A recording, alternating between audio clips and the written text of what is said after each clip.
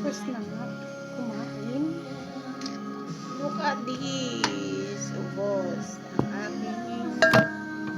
Pero bakit nga ako malungkot?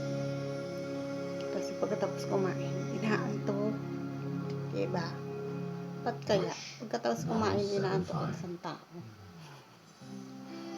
Dahil siguro sa dami ng kinain niya, or sa kulang ang kinain niya, or kulang sa kape. O di naman kaya gusto magkape. Tapos kumain antok. Ang dami kong isasampay. Diba? Bakit ba akong may sound? Reject na naman ito. Diba? Malamang. Ang galing.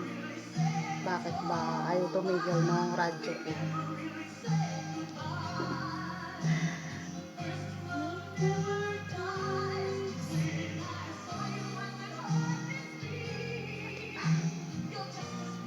Ano kaya pwedeng kainin? Kasi katapos kumain, gusto ulit kumain. Kasi may binili akong saging nakaraan, 1 kilo. Pagkatapos ko kumain, sumakit ang tiyan ko. Tapos gumaling na siya after 2 days. Kumain ulit ako, sumakit ulit ang tiyan ko.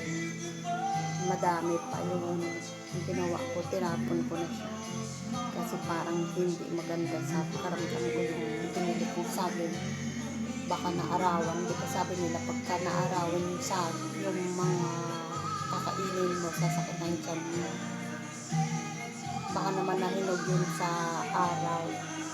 Kaya gano'n. Diba? Ganda ng buhok ko. Diba? Walang supply. Walang supply. Kasi sa totoo lang, hindi naman talaga siya makapal. Manipis. Tapos, kulot. Diba? Tapos, sabi ng friend ko, lumalabas yung mga sumpa. Ito. Sumpa. Sumpa ko ituturing nila. Pero, maganda. Diba? Ay, yan mo nga sila. Kung tibang buhok, ano naman. Diba? Kasi magkulay ka ng puti at least. Kumalabas na yung puti.